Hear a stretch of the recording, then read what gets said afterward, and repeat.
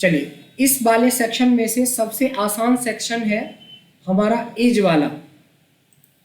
यहाँ से शुरू करते हैं, इसकी रिकॉर्डिंग भी हो रही है, सारा कुछ मिल जाएगा। आपने ऑलरेडी, अमनदीप आपने करा हुआ है, आप इसको एक्सप्लेन करें सब क्या है। जैसे इस एरर में हम कोई भी सिलेक्टेड डाटा सेल रेंज का के अंदर हम ये चेक करते हैं इस एरर फॉर्मूला लगा के कि इसके अंदर कोई एरर तो नहीं है। जैसे कि हम डाल रहे हैं 1+2 और 1+2 न्यूमेरिकल होगा तो वो एग्जैक्ट वैल्यू दे देगा। और अगर हम 1 और अल्फाबेटिकल वाला TWO2 लिख रहे हैं 1+TW2 तो वो एरर दे देगा क्योंकि उसको वो वैल्यू नहीं मिलती करने के लिए। एग्जैक्टली। और इस ब्लैंक में होता है कि उसके अंदर कोई नहीं, आंसर क्या देता है, आंसर क्या देता है इज एरर। अगर वो इसमें एरर आता है जैसे मैंने बताया TW वो होगा 1+, तो इसमें आएगा ट्रू। अगर नहीं होगा एरर तो आएगा फॉल्स। ठीक, यही है, ये सारे का इज वाले का यही कहानी है। एक बार इज वाले को फटाफट से देख लीजिए जिन्होंने नहीं करा है। कि हमारे पास मान लो 85 है, अगर मैं पूछता हूं 85 के बारे में, इज नंबर, मतलब मैं पूछ रहा हूं क्या यह एक नंबर है। अगर ये नंबर है तो ट्रू, अगर नंबर नहीं होता तो फॉल्स आता। उसी तरीके से मैं पूछ रहा हूं इज टैक्स, अगर ये टैक्स होता तो ट्रू आता, क्योंकि टैक्स नहीं है तो फॉल्स आ गया। इज ऑड, अगर ये वैल्यू ऑड है तो ट्रू आएगा, नहीं तो फॉल्स। इज इवन, अगर ये वैल्यू इवन है तो ट्रू आएगा, नहीं तो फॉल्स। उसी तरीके से इज ब्लैंक, जिस सेल को आप सेलेक्ट कर रहे हो वो ब्लैंक है तो ट्रू आएगा, नहीं तो फॉल्स आएगा। इज ब्लैंक करके आप अगर किसी नंबर को सेलेक्ट करोगे तो वो तो ब्लैंक आएगा नहीं, फॉल्स है। अब आती है जिसको बोलते हैं इज एरर। पहले एरर, अगर हम किसी फंक्शन को लगाते हैं, मान लो हमने बोला 1+2 तो आंसर आ जाएगा। लेकिन अगर आप करोगे 1 और +2 तो ये कंफ्यूज होके एरर आ गया। यहीं पे समझना है आपको। अगर मैं बोलता हूं इज एरर, क्या इसके अंदर किसी भी तरह का एरर है, तो नहीं है, फॉल्स। इज एरर, क्या इसमें किसी तरह का एरर है, यस, ट्रू। एग्जैक्ट का मतलब क्या होता है चारों मैम आप बताएं, आपने पढ़ा है एग्जैक्ट। जो नंबर्स होंगे वो एग्जैक्ट वैल्यू आ जाएगी, जैसे आपने नंबर्स लिखे। एग्जैक्ट वैल्यू कैसे आ जाएगी, ये नहीं बताया था एग्जैक्ट में। एग्जैक्ट में क्या बताया था अमनदीप, आप बताएं। एग्जैक्ट में भी हमारा ट्रू और फॉल्स ही आता है कि जैसे कि हम कोई भी चीज का फॉर्मूला 1+ का ट्रू का लगा रहे हैं या फिर x का लगा रहे हैं, तो अगर वो एग्जैक्ट फॉर्म में है तो ट्रू आएगा, नहीं तो नहीं, ये नहीं था एग्जैक्ट, ये नहीं था। इकरा, आप कुछ याद है एग्जैक्ट के बारे में? नहीं सर, मैंने पढ़ा ही नहीं है ये। एग्जैक्ट का मतलब होता है to compare two values whether they are same और नॉट। Sorry, compare. अमन यहाँ पे लिखा है और यहाँ पे अमन दीप लिखा है, तो ये दोनों वैल्यू सेम नहीं है। अगर मैं यहाँ पे एग्जैक्ट लगाता हूँ तो देखिए हमसे टेक्स्ट 1 मांग रहा है, कॉमा टेक्स्ट 2 मांग रहा है, आंसर फॉल्स आ गया। लेकिन अगर ये दोनों सेम होता तो ट्रू बता देता। ये सारे ट्रू क्यों बता रहे हैं, क्योंकि ये भी ब्लैंक है, ये भी ब्लैंक है। जैसे ये ब्लैंक है लेकिन ये इसमें स्पेस डाला है, आपको लगता है कि दोनों सेम है, बट सेम नहीं है। आपको लगता है कि ये @ है और हमको लगता है कि ये ए है, तो दोनों सेम तो है नहीं, तो फॉल्स है। अगर 23 और ये 36 हो जाए तो सेम नहीं होगा, लेकिन 23 के साथ हो जाए तो सेम हो जाएगा। तो एग्जैक्ट का मतलब होता है to compare two values whether they are same और not. To compare two values whether they are same और नॉट, इस चीज को चेक करते हैं एग्जैक्ट के जरिए। फिर आती है लेन, ये तो बहुत आसान है। लेन मतलब होता है number of character in a cell. अगर मैं इसकी बात करूं तो इसमें 7 कैरेक्टर हैं और इसको ड्रैग करके यहाँ तक खींच दूं तो देखिए लेन में 3 ही कैरेक्टर है ना, LEN। बट लेन जो है number of character including space को काउंट करता है। जैसे मिस्टर राज कुमार होता तो इसमें होता equal two lane of this, मतलब कुमार का 5, राज का 3, 8 और 2 10 ही होना चाहिए, लेकिन 12 क्यों है? क्योंकि ये स्पेस को भी काउंट करता है। तो होपफुली लेन समझ में आ गया होगा। लेन मतलब होता है total number of character including space. Exact होता है to compare two values whether they are same और not. If they are same you will get true, otherwise false. तो बहुत अच्छे से इन सारे फंक्शंस को याद रखिए, क्योंकि एडवांस इन सब के बगैर नहीं होता। 3 फंक्शन के बारे में और डिस्कस कर रहे हैं। होपफुली किसी को नहीं आता होगा आप तीनों में से, कि किसी को आता है? लेफ्ट राइट मिड किसको किसको आता है? मेरे को आता था। आपको आता है, 2 लोगों को नहीं आता है। अगर आता है तो बताएं कि क्या आता है।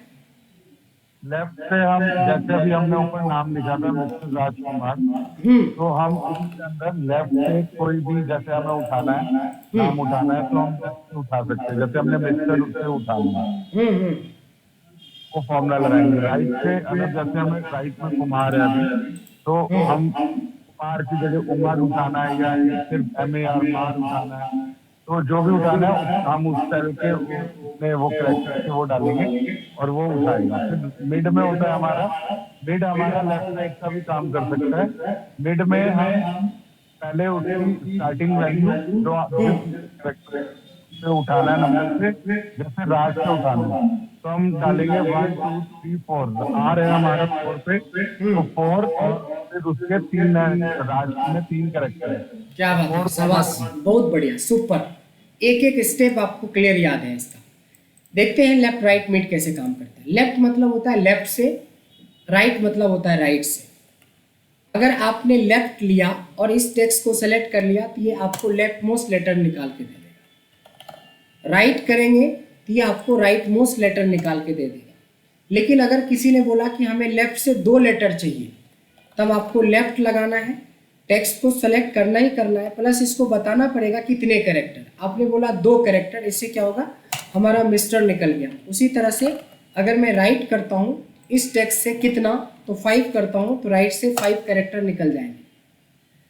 मिड का मतलब होता है कहीं से भी निकाल सकते, कोई जरूरी नहीं कि 20 से, कहीं से भी। समझते हैं कि मिड कैसे काम करता है। कि अगर मेरे को राज निकालना रहता तो पहले सेलेक्ट करेंगे। देखिए इसके बाद बोलता है स्टार्ट कहाँ से करना है, तो स्टार्ट जो हमें करना है राज, वो मिस्टर का 2 1 स्पेस 3 चौथे नंबर से। ये 4 क्यों डाला, सबको समझ में आया?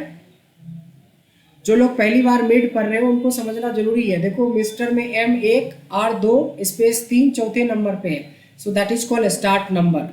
और कॉमा नंबर ऑफ कैरेक्टर, कितने कैरेक्टर उठाने हैं, तो 3। तो ये हमें मिल गया मिड। इकरा मैम समझ में आया आपको? Yes sir. एक बार अगर मैं बोल दूं 555 666 777, इसमें से आपको 666 निकाल के देना है। बताएं कैसे निकालेंगे? इक्वल्स टू मिड मिड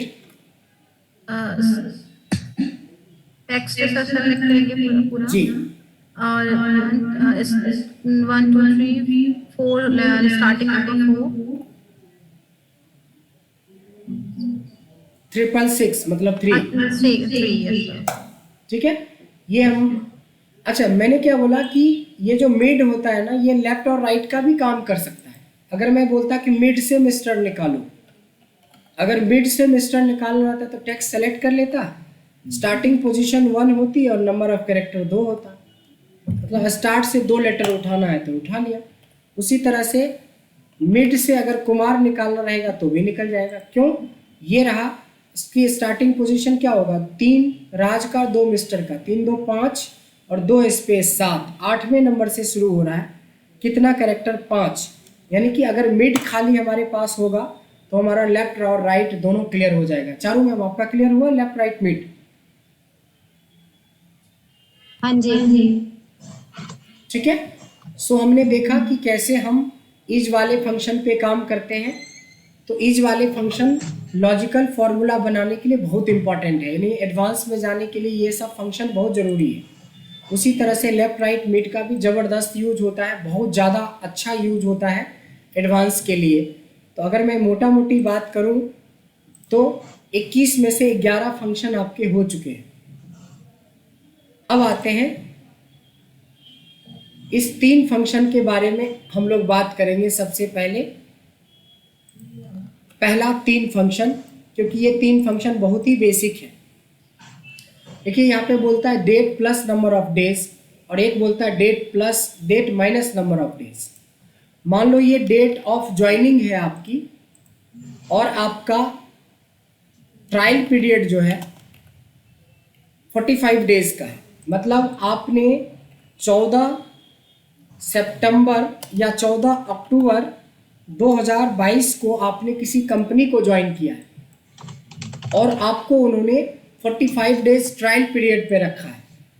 अगर आपने उस पीरियड में अपने आप को बेहतर करा तो कंपनी आपको हायर करेगी, अदरवाइज फायर करेगी।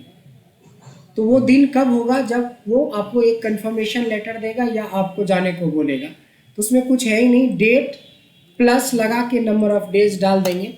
ये देखिए 28 नवंबर को या तो आपको हायर किया जाएगा या तो आपको फायर किया जाएगा। इसके एक एग्जांपल और ले लेते हैं कि अगर आज के दिन यानी टुडे, अगर आज के दिन हमने एक रिचार्ज करवाया 28 दिन का, 28 डेज का, तो कब पूरा हो जाएगा हमारा महीना?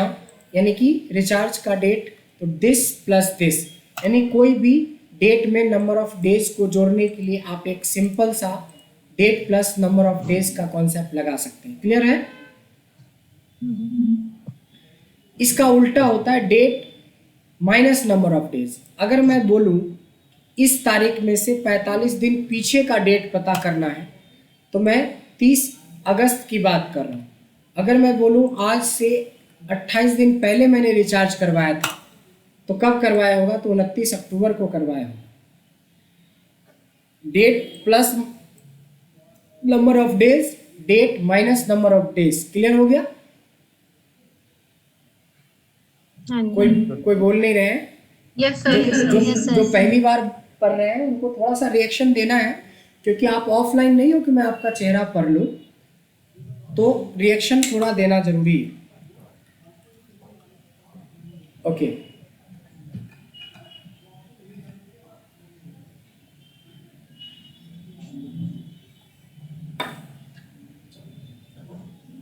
एक बड़ा ही आसान फंक्शन है वैसा ही, डेट 1 माइनस डेट 2। मान लो आपकी ये डेट ऑफ बर्थ है और ये आज की तारीख है, आज टुडे है, और यहाँ पे मैं किसी का डेट ऑफ बर्थ लिख रहा हूँ कि वो 14 फरवरी 2001 में पैदा लिया था। ये बंदा आज कितने दिन का हो गया है ये भी पता कर सकते हैं आप। सिंपली आज की तारीख में से माइनस करना है आपको अपना डेट ऑफ बर्थ, तो आपको पता चल जाएगा कि आप टोटल नंबर ऑफ डेज कितने दिन के हो। ये तो मैंने डेट ऑफ बर्थ से पता किया, डेट ऑफ ज्वाइनिंग से भी तो पता कर सकते हैं। मान लो किसी बंदे ने 14 फरवरी 2015 को ज्वाइन करा है किसी कंपनी को, आज के दिन में उस कंपनी में उसको कितना दिन हो गया, यानी total number of days between 2 days को निकालने के लिए डेट 1 माइनस डेट 2 करते हैं। डेट 1 हमेशा लास्ट तारीख होता है, डेट 1 हमेशा पहले वाली तारीख होता है, मतलब आज की तारीख, यानी टुडे में से प्रीवियस डेट को घटाया जाता है। डेट 1 माइनस डेट 2 समझ में आ गया होगा सबको? Yes sir. अब आते हैं, हम लोग बात करते हैं इस फंक्शन के अंदर डेटेड इफ और टेक्स्ट के बारे में। डेटेड इफ और टेक्स्ट के बारे में ये एक इतना बेहतरीन फंक्शन है, लेकिन आपको याद रखना पड़ेगा तब बेहतरीन रहेगा, अदरवाइज ये मुश्किल हो जाएगा आपको। एक्चुअली 2 डेट के बीच में डिफरेंस निकालने के लिए डेटेड इफ का यूज किया जाता है। इसका फंक्शन होता है डेटेड इफ, जिसमें सिंटेक्स आप लिखेंगे start date comma end date comma format. ये 3 चीज़ों की रिक्वायरमेंट पड़ेगी आपको डेटेड इफ लगाओगे। ज़्यादातर बंदा बोलता है कि डेटेड इफ हमारे में है ही नहीं, क्योंकि ऐसा शो करता है। ऐसा कुछ नहीं है, आपको ये फॉलो करना है, ये काम करेगा हमारा। अभी हम एक ओरिजिनल डेट ऑफ बर्थ ले लेते हैं। अमनदीप, आप अपना ओरिजिनल डेट ऑफ बर्थ बताएं। 040492 04 04 04 1992। आज आप वैसे 11,193 दिन के हो गए। ऐसे पता चल गया हमें नॉर्मली कैसे आज की डेट में से मैंने आपकी डेट ऑफ बर्थ को माइनस कर लिया। लेकिन देखिए यहाँ पे कुछ फॉर्मेट्स होते हैं, जैसे डी फॉर्मेट होता है, एक एम फॉर्मेट होता है, एक वाई होता है, एक वाई एम होता है, एक एम डी होता है। ये इतने इंपॉर्टेंट फंक्शन है कि इससे इंडस्ट्री में बहुत सारे सवाल के जवाब आपको मिल जाएंगे। डेटेड इफ, सबसे पहले बोला स्टार्ट डेट लो, start date date of birth होगी, एंड डेट आज की तारीख हो गई, फॉर्मेट डी हो गई, यानी D for number of days, यानी कि जो नॉर्मली दिस माइनस दिस करके निकालते थे वो तो आप निकाल ही सकते हैं। उसके बाद आता है आपका DATEDIF start date comma end date और कॉमा फॉर्मेट में एम, ये एक यूनिक चीज निकाल के दिया, that is called total number of month between two dates. आज आप 367 महीने के हो। अब ईयर में निकालने की कोशिश करते हैं। DATEDIF start date comma end date comma Y दे देंगे, ये हमारी ईयर्स निकल आती है कि आज के डेट में आपने अपना 30 साल पूरा कर लिया है। बट क्या आप 30 साल के ही हो? नहीं, 30 साल कुछ महीने कुछ दिन, उसके लिए हम लोग लगाएंगे DATEDIF start date comma end date comma format, यानी 30 साल 7 महीने के हो। बट एक्चुअल डेट भी निकालने के लिए एक और फंक्शन लगाना पड़ेगा, DATEDIF start date end date और फॉर्मेट में रखेंगे एम डी, यानी एग्जैक्टली आज आप 30 साल 7 महीने 22 दिन हो गए। वैसे डेज में 11,193 दिन हो गया, मंथ में 367 मंथ हो गया। बट इन तीनों को हम इकट्ठा बोलते हैं, इन तीनों को हम इकट्ठा बोलते हैं, इसको अलग अलग बोल सकते हैं। ये डेट ऑफ बर्थ की एग्जाम्पल ली है, बट ये डेट ऑफ ज्वाइनिंग की भी तो हो सकती है कि मान लो कोई बंदा 14 जनवरी 2017 में ज्वाइन किया है किसी कंपनी को। आज इस कंपनी में काम करते हुए इनको कितना साल, कितने महीने, कितने दिन हो गए? 5 साल 10 महीने और 12 दिन। अगर नंबर ऑफ डेज की बात करें तो 2142 दिन हो गया। और अगर मंथ की बात करें तो ये बोल सकता है मेरे को 70 मंथ का एक्सपीरियंस है। अगर मंथ में एक्सपीरियंस आप जाहिर करेंगे तो आप बता सकते हैं कि 70 मंथ्स का एक्सपीरियंस है आपको। डेटेड इफ क्लियर हुआ? Yes sir. इस तरीके से आपका डेटेड इफ भी क्लियर हो गया। चारू मैम क्लियर है? हाँ जी। इसके बाद आता है आपका एक फंक्शन ऐसा ही है जिसका नाम है टैक्स। सेम ऐसा ही बड़े फंक्शन, एडवांस फंक्शन में आता है काउंट। टैक्स में पहले मांगता है वैल्यू, फिर मांगता है फॉर्मेट टैक्स। ना आपको वैल्यू की समझ है ना फॉर्मेट की समझ है, यानी दोनों ही चीज़ें आपको क्लियर होना चाहिए। अगर वैल्यू मांग रहा है तो इसका मतलब है एनी डेट। एक चीज़ तो क्लियर हो गया कि वैल्यू मतलब एनी डेट। अब आती है फॉर्मेट।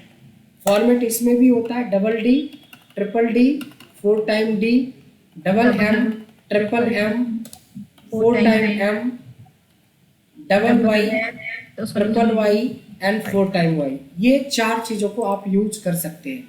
देखिए इसमें सिंगल एक डेट का ही काम करते हैं।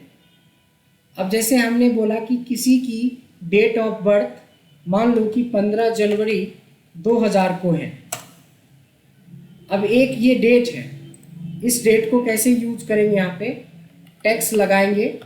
डेट वैल्यू मांगा तो हमने एक डेट दे दी 15 जनवरी 2000, ऐसे लिख दिया, या सेलेक्ट भी आप कर सकते थे, कॉमा डबल डी का मतलब ये होता है कि 15 जनवरी 2000 का ये डे बताएगा, ये सिर्फ 15 पकड़ता है। उसी तरीके से अगर आप करते हो तो देखो मंथ पकड़ता है, और वाई करते हो तो ईयर पकड़ता है। देखो ये आपने देख लिया, पहले भी हम फंक्शन ऐसे पढ़े हैं डेट एंड टाइम के अंदर जिससे हम ये काम कर सकते थे, और वो था हमारा डे मंथ ईयर फंक्शन। याद आ रहा है? Yes sir. ईयर से क्या होता था, हमें एक ईयर निकल के आ जाता था किसी भी डेट में से। 2000। मंथ करने से हमें मंथ निकल के आ जाता था, और डे करने से हमें डे निकल के आ जाता था। लेकिन ये फंक्शन तीनों चीज को अकेले निकाल देता है टेक्स्ट से। अब आती है एक फंक्शन आपने पढ़ा था वीकडे, याद है? किसको किसको याद है वीकडे क्या होता है? Yes sir. चारू क्या होता है वीकडे? वीकडे मतलब कि अगर हमारे पास डेट्स है तो उसमें क्या डे था उस दिन। जैसे हमारे पास 15 नवंबर से लेके नहीं नहीं ये नहीं था। आपकी प्रैक्टिस बहुत ढीली डाली है, बट कोई नहीं। वीकडे में आपने पहले सही बताया था, फिर भटक गए। वीकडे में हम दिन पता करते हैं, वीकडे पता करते हैं कि संडे था, मंडे डेट था। पे उस दिन क्या था? वीकडे डेट पे करते क्या हो तो था? आपको ये पता चलता है कि 1 as a Sunday, 1 equal to Sunday होता है, 2 इक्वल टू मंडे होता है, ऐसे पता चलता है। लेकिन नंबर में पता चलता है। लेकिन टेक्स्ट से देखिए, टेक्स्ट में पता चलता है। टेक्स्ट किया, वैल्यू सेलेक्ट करी, ट्रिपल डी का मतलब टेक्स्ट में सैटरडे, देखो ये भी सैटरडे बता रहा है क्योंकि 7 मतलब सैटरडे होता है। संडे से शुरू हुआ तो Sunday, Monday, Tuesday, Wednesday, Thursday, Friday and Saturday. Saturday is 7। तो वैसे तो वीक डे से भी आप पता कर सकते हो, लेकिन किसी ने बोला नहीं जी मेरे को तो टेक्स्ट में चाहिए, तो ट्रिपल डी करोगे तो शॉर्ट में, 4 टाइम डी करोगे तो लॉन्ग में। उसी तरीके से मंथ को तो हम न्यूमेरिकल वैल्यू निकाल ही सकते हैं, बट टेक्स्ट का यूज़ करके मंथ का शॉर्ट फॉर्म और मंथ का फुल फॉर्म निकाल सकते हैं। उसी तरह से ईयर का शॉर्ट फॉर्म और ईयर का फुल फॉर्म निकालने के लिए 2 तरह के डेट्स हैं। जैसे यहाँ पे 2001 कर देता हूँ, तो 2001 करूँगा तो 2001 के जो है 15 जनवरी 2001 को हमारा जो पड़ता है वो पड़ता है मंडे। अगर मैं यहाँ पे भी जाके 2001 कर देता हूँ और फिर ड्रैग करता हूँ तो आपको आंसर बिल्कुल सही सही मैच करेगा। देखिए मैच कर रहा है आंसर। टेक्स्ट समझ में आया? Yes sir.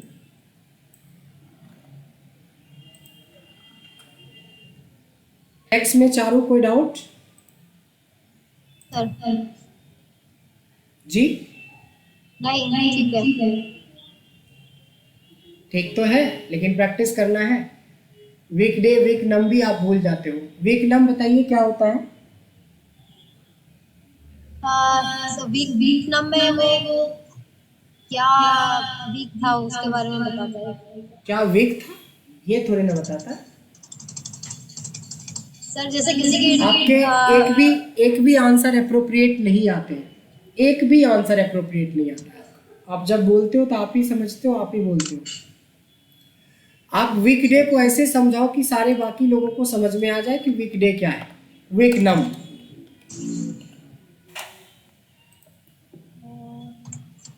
सर अगर किसी की डेट ऑफ बर्थ अगर दे रखी हो, हाँ मान लो 14 अक्टूबर 2000 दे रखी है, फिर हम वीक नम लगाएंगे तो वो क्या बताएं?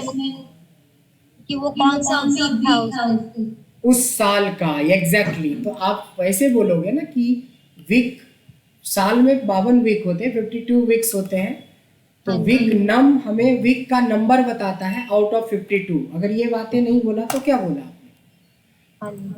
14 अक्टूबर 42वां वीक पड़ता है, जबकि 14 जैन हमारा 3rd वीक पड़ता है। अगर हम यहाँ पे मार्च कर दें तो ये कुछ और पड़ेगा। तो आपको ये बताना होगा वीक नंबर में कि वीक नम के जरिए हम पूरे साल में जो 52 वीक होते हैं, तो जिस डेट का रेफरेंस देते हैं उस डेट का वीक नंबर बताता है। वीक नम मतलब वीक नंबर बताता है। क्लियर है? चलिए थोड़ी सी मेहनत आपको ज़्यादा करना होगा। क्योंकि खाली कलर कर लेने से और खाली पढ़ लेने से भी हमारा काम नहीं चलने वाला है, थोड़ी प्रैक्टिस की ज़रूरत पड़ेगी। आइए, नेटवर्क डेज इंटरनेशनल और डेज, ये 3 फंक्शन को पहले हम लोग करेंगे। स्पेशली इन तीनों फंक्शन का यूज वर्किंग डेज कैलकुलेशन के लिए होता है। नंबर ऑफ वर्किंग डेज को कैलकुलेट करने के लिए इसका यूज करते हैं। तो नंबर ऑफ वर्किंग डेज के लिए डेट ऑफ ज्वाइनिंग चाहिए और लास्ट डेट ऑफ वर्किंग चाहिए, तब ना। मान लो आज भी आप काम कर रहे हो जिस कंपनी में आपने ज्वाइन किया था पास्ट में, आपने 14 मई 2021 को ज्वाइन किया था उस कंपनी में, स्टिल यू आर वर्किंग। अब डिपेंड करता है ऑफ के ऊपर। अगर आपको 7 डेज वर्किंग है, 7 डेज वर्किंग है, तब आप डेज फंक्शन यूज कर सकते हैं।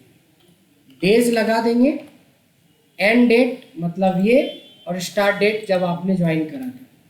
ये हो गया कि 561 दिन से आप लगातार काम कर रहे हो, आप विदाउट एनी लीव, कोई छुट्टी नहीं, क्योंकि आपका काम ही है 7 डेज वर्किंग वाला। अब जिसका 5 डेज ही वर्किंग होता है, Saturday and Sunday fixed of है, फिक्स्ड ऑफ है। सैटरडे संडे को हमारी फिक्स्ड ऑफ है। इसके लिए स्पेशली माइक्रोसॉफ्ट ने आपको एक फंक्शन दिया है जिसका नाम है नेटवर्क डेज। सोचो आपके पास 2000 एम्प्लॉय हैं, तो आप कैलकुलेटर और डायरी लेके बैठे रह जाओगे, कम से कम 2-3 महीना लग जाएगा आपको सबका कैलकुलेशन करने में। यहाँ पे 2 सेकेंड में हो जाएगा, क्योंकि नेटवर्क डेज हर सैटरडे संडे को ऑफ मान के ही कैलकुलेट करेगा। स्टार्ट डेट डाल दो और कॉमा एंड डेट डाल दो। हॉलीडे मतलब कोई छुट्टी है नहीं है, बंद करो। देखिए, सेम दिन 2 बंदे ने ज्वाइन किया। एक गार्ड की नौकरी कर रहा है, उस बेचारे को 561 दिन काम करना पड़ रहा है, और एक मैनेजर की नौकरी कर रहा है 5 डेज वर्किंग, उसको सिर्फ 401 दिन काम करना पड़ रहा है। लेकिन सोचो उसके बारे में जिसकी 6 दिन वर्किंग होती है। यहाँ पे 6 दिन तो नहीं बोल सकते हैं, ऑफ को हम लोग कस्टमाइज करते हैं। 14-15 तरीके से कस्टमाइज कर सकते हो, बड़ा आसान है function. Network days international function का नाम है। स्टार्ट डेट डाल देंगे, एंड डेट डाल देंगे। देखिए, यहाँ वीकेंड चुनना जरूरी है कि आपकी छुट्टी कब होती है। मान लो ना सैटरडे संडे होती है, ना सिर्फ मंडे संडे होती है। यहाँ से देखो इतने सारे ऑप्शन है, सिर्फ मान लो कि संडे छुट्टी होती है, तो क्या करेंगे, डबल क्लिक कर देंगे संडे ओनली पे। या देखो 11 नंबर लिख रहा है यहाँ पे कि संडे के लिए 11 है, मंडे के लिए 12 है, तो आपको 11 टाइप कर लो या डबल क्लिक कर लो। ये देखो सिर्फ संडे ऑफ रहेगा तो 482 दिन काम करना पड़ेगा। 2 दिन छुट्टी रहेगी तो 401 दिन काम करना पड़ेगा। कोई छुट्टी नहीं है तो 561 दिन। एक ही कंपनी में 3 अलग अलग लोगों को इतने इतने दिन का काम का डिफरेंस पड़ता है आपकी पोजीशन के हिसाब से। ये तो होता ही है, ये तो होता ही है हमारा। 1 मिनट होल्ड करेंगे।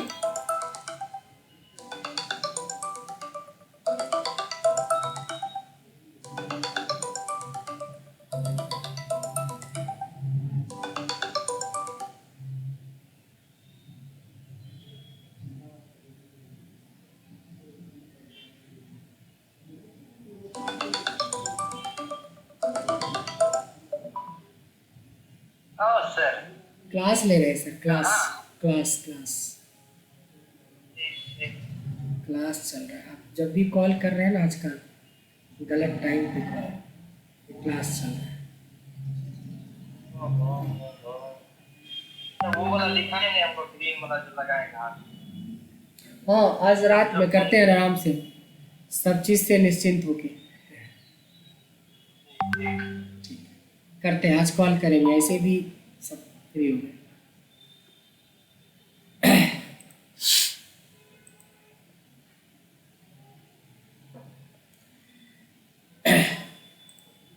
तो हमने देखा कि तीनों में क्या डिफरेंस है।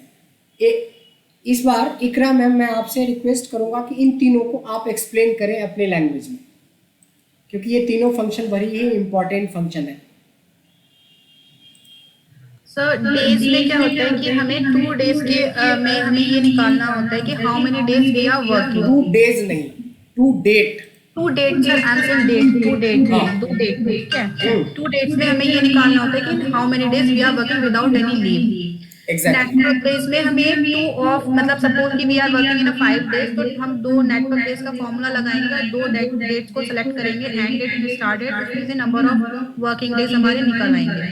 बहुत बढ़िया। नेटवर्क डेज इंटरनेशनल में कि हमें उसमें कस्टमाइज करना होता है, जैसे कहीं पे फ्राइडे ऑफ रहता है, कहीं सैटरडे या मंडे ऑफ रहता है, तो हम नेटवर्क डेज इंटरनेशनल का जब फॉर्मूला लगाएंगे, उसके बाद हमसे एंड डेट स्टार्ट डेट और कस्टम में जो भी हम कस्टम लिस्ट हमारे साथ आ जाएगी, तो जो भी हमारा ऑफ होता है उसको सेलेक्ट कर लेंगे, तो हमारा एग्जैक्ट वर्किंग डेज निकल आ जाएगा। Super explanation. बस यही उम्मीद मैं चारू मैम आपसे भी करता हूँ, लेकिन आपसे जब मैं पूछता हूँ तो कुछ और घुमाना शुरू कर देते हो आप।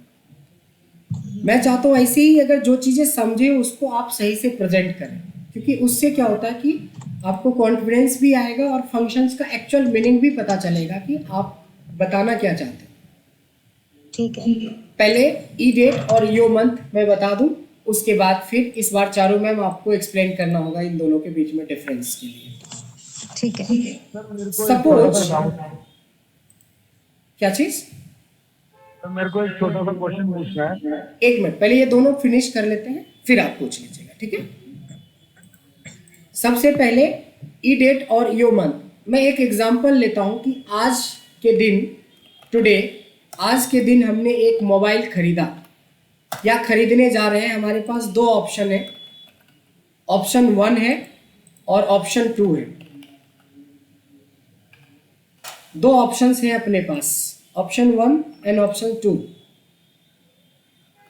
एक शोरूम में मैं गया, वो बोलता है कि मैं आपको 401 दिन का वारंटी दूंगा, मतलब स्पेशल ऑफर चल रहा है कि 1 साल का ही वारंटी मिलता था कंपनी का, लेकिन अब आपको कंपनी बोलती है कि मैं आपको 401 डेज का आपको वारंटी दे रहा हूँ। ये मान लो कि वारंटी है।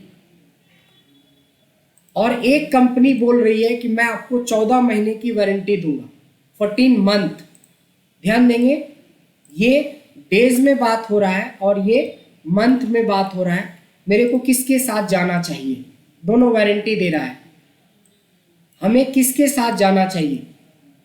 मतलब आज के डेट से क्वेश्चन सीधा सा है कि 401 दिन बाद कौन सा दिन होगा या 14 महीने कौन सा दिन होगा। तो एक फंक्शन तो आपने ऑलरेडी पढ़ा था ना अभी तुरंत, date plus number of days. तो सीधे पता चल जाएगा कि 1/1/2024 तक आपकी वारंटी वैलिड है, 2 तारीख को आपका वारंटी खत्म हो जाएगा। लेकिन इस डेट में 14 मंथ कैसे जोड़ेंगे? तो इसकी के लिए एक फंक्शन है जिसका नाम है ई डेट। ई डेट क्या करता है? स्टार्ट डेट कॉमा मंथ्स को जोड़ता है। देखिए 14 महीने को जोड़ रहा है, इसके बावजूद भी आंसर नंबर में आता है। इसको आपको फॉर्मेट में चेंज करके डेट भी करना चाहिए। अब आपको सीधा सीधा सा पता चल गया है कि आपको किसके साथ जाना चाहिए, मंथ वाले ऑप्शन में जाना चाहिए या डेज वाले ऑप्शन में जाना चाहिए। किस में जाना चाहिए? मंथ वाले में। मंथ वाले में जाना चाहिए, क्योंकि मंथ वाले जाने से आपको 26 जनवरी तक कवर अप कर रहा है और ये 1 ही जनवरी को ऑफ हो जाएगा। इस तरह का कैलकुलेशंस, देखो दोनों फॉर्मूला एक साथ यूज हो गया। यानी कि अगर नंबर ऑफ मंथ को जोड़ना है तो ई डेट का यूज करो, नंबर ऑफ डेज को जोड़ना है तो सिंपली दिस प्लस दिस कर लो, आंसर आ जाएगा। तो ये बड़ा यूनिक फंक्शन है, इसको याद रखना जरूरी है। सेम उसी तरह से एक होता है ईओ मंथ। देखो स्टार्ट ईओ मंथ का फॉर्मूला में सिंटेक्स सेम है, start date comma months, start date और कॉमा मंथ्स, एकदम बिल्कुल जो ई डेट कह रहा था वही ईओ मंथ कह रहा है फंक्शन में, बट इसके आंसर थोड़े डिफरेंट आते हैं, समझना है। ई डेट का मतलब एग्जैक्ट डेट या एंड डेट होता है, मतलब एग्जैक्टली आज से 1 महीने बाद कौन सा दिन होगा, तो एग्जैक्टली बता रहा है कि 26/11 से 26/12 होगा दिसंबर। लेकिन ये कहता है एंड ऑफ द मंथ, एक महीने जोड़ने के बाद उस महीने की आखिरी तारीख। दोनों में डिफरेंस पता चला? एक में एग्जैक्टली एक मंथ जोड़ा, एक में एक मंथ जोड़ने के बाद उस महीने की आखिरी तारीख में जाना है। उसी तरह से मैं बोलूँगा 14 मंथ, तो 14 महीने एग्जैक्टली 26 जनवरी को हो जाता है, लेकिन उस महीने की आखिरी तारीख को समझने के लिए हम ईओ मंथ का यूज करते हैं। अब चारू मैम आप पहले ये एक्सप्लेन कर दीजिए, फिर मैं एक क्वेश्चन लूँगा। ई डेट का मतलब होता है कि अगर उसमें हम हमारे पास दो ऑप्शंस हैं, उसमें इधर हम डेज डाल सकते हैं या मंथ्स डाल सकते हैं। तो एग्जैक्ट डेट अगर हमें किसी चीज़ की मालूम करनी है, मान लो अगर हमने कोई चीज़ खरीदी है, जैसा आपने एग्जांपल दिया 26 जनवरी को, तो उसमें हमको मानना है कि उसकी एक्सपायरी या फिर उसकी क्या होगी। अगर उसमें हम मंथ्स डाल दें, जैसे मान लो 14 मंथ्स या 1 मंथ डाल दे, तो वो एग्जैक्ट वो मंथ उसमें कैलकुलेट कर देगा, तो हमको उसकी end of the exact date आ जाएगी। Very good. और ईओ मंथ में पता चलता है कि एंड ऑफ द मंथ है, वो हमको वो वैल्यू पता चल जाएगी। जैसे मान लो आज, जैसे आपने एग्जांपल दिया 26 नवंबर है, तो उसमें अगर हम 14 मंथ्स डाल देते हैं, तो जो एंड जो होगी उस मंथ की एंड डेट जो है वो हमको उसका पता चल जाएगी 31 जनवरी 2024। हाँ, एग्जैक्ट डेट मतलब होता है कि 14 मंथ एग्जैक्टली 26 तारीख को पूरा हो जाएगा, बट 4 दिन का 5 दिन का आपको ग्रेस मिल गया 31 तारीख, यानी एंड ऑफ द डे उस महीने की हर बार वो आखिरी तारीख पे ले जाएगा। सपोज कि मेरे को 12 ही महीने जोड़ने हैं, तो 12 महीने जोड़ेंगे एग्जैक्टली तो 26 नवंबर 2023 होगा, एक साल होगा। लेकिन एक साल नहीं, उस साल एक साल पूरा होने के बाद उस महीने की आखिरी तारीख। अब आप अमनदीप आप अपना क्वेश्चन रखें कि क्या। सर मैं ये पूछ रहा था, जैसे आपने नेटवर्क डेज इंटरनेशनल किया था, उसमें ऑप्टिमाइज किया था, तो अभी आपने एक्सेप्ट संडे लगाया था, हमने 11 अप्रैल चूज किया था। Very good. अगर इसके अंदर एक्सेप्ट मंडे करे तो इसकी वैल्यू मतलब चेंज हो जाएगी, है ना? वो तो डिपेंड करता है ना, वो तो उस रेंज में जितने मंडे पड़ेंगे या जितने संडे पड़ेंगे उसको माइनस करके करेगा। अभी हम लोग वीकेंड में संडे ले रहे हैं, सपोज वीकेंड में मैं मंडे लेता हूँ यानी 12 लेता हूँ, तो देखिए कोई फर्क नहीं पड़ा, लगभग सेम ही आंसर है। 482 उस समय भी था, अभी भी था। एक और चेंज करके देखते हैं, जैसे मैं ले लेता हूँ 16 ओनली फ्राइडे। देखिए फर्क पड़ गया, एक दिन का फर्क पड़ गया, क्योंकि इस रेंज में एक फ्राइडे कम पड़ेगा। अदर डेज में 482 पड़ रहा था, लेकिन फ्राइडे के हिसाब से जोड़े तो 481 पड़ रहा है। तो वो उस रेंज में चेक करेगा कि फ्राइडे कितनी ऑफ है, उतना माइनस करेगा। जी बस यही था, क्योंकि जैसे हमने अच्छा, अगर सोचिए कि किसी ने आज से क्लास शुरू करी है, तो वो तो सैटरडे से शुरू करेगा गिनना कि भाई सैटरडे से लेके 10 दिन के अंदर में कितनी मंडे पड़ी। तो सैटरडे से मंडे 10 दिन, अगले 10 दिन में 2 बार सैटरडे पड़ेगा। अब देखना पड़ेगा कि मंडे कितना पड़ रहा है, फ्राइडे कितना पड़ेगा, क्योंकि आप सैटरडे से शुरू करोगे, सैटरडे से शुरू करोगे 10 दिन तक।